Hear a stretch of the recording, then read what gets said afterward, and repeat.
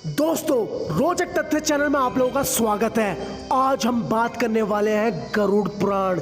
जी हाँ, एक ऐसा पुराण जिसमें हमारे मृत्यु के बाद की पूरी सच्चाई है। क्या होता है जब इंसान मर जाता है, उसकी आत्मा कहाँ रहती है, 13वीं तक जब तक उसकी 13वीं नहीं की जाती उसकी आत्मा कहाँ कहाँ भटकती रहती है और उसके साथ क्या क्या होता है। तो इन्हीं सभी बातों का ज्ञान गरुड़ पुराण में दिया गया है। तो चलिए हम आज बात करने वाले हैं गरुड़ पुराण की। उससे पहले मेरा YouTube चैनल सब्सक्राइब कर लें और वीडियो पूरा जरूर देखिएगा। तो चलिए चलते हैं।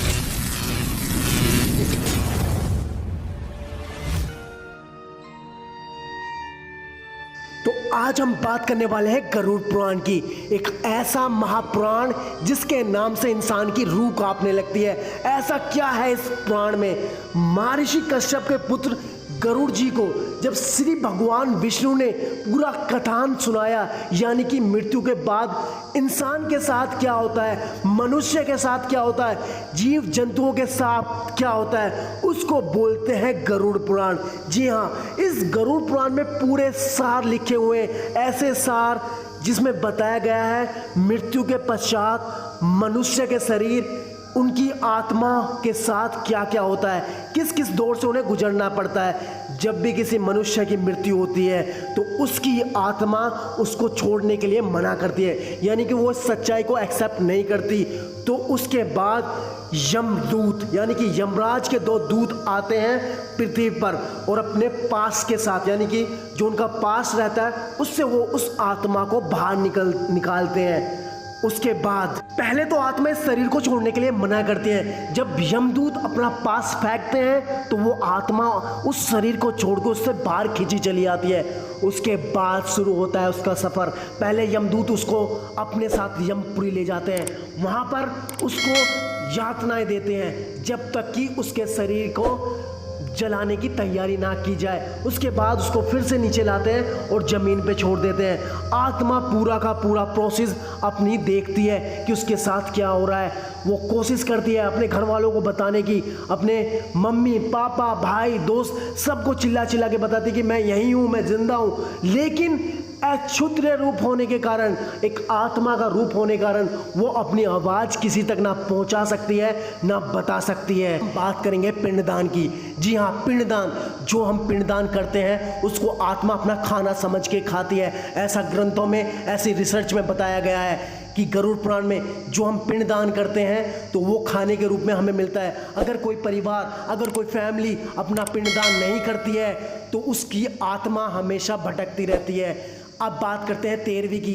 13वीं में जो पूजा पाठ कर्म रहते हैं, उन पूजा पाठों के थ्रू हमारी आत्मा धीरे धीरे आगे बढ़ती है।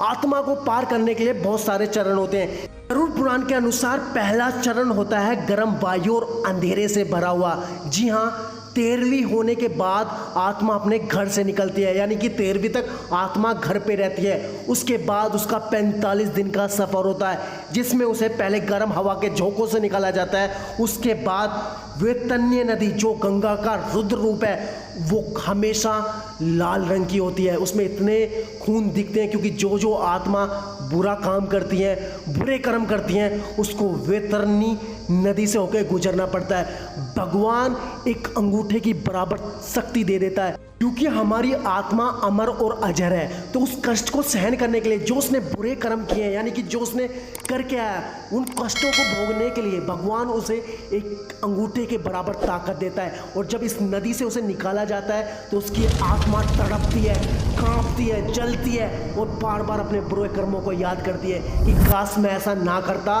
काश मैं ऐसा ना करता।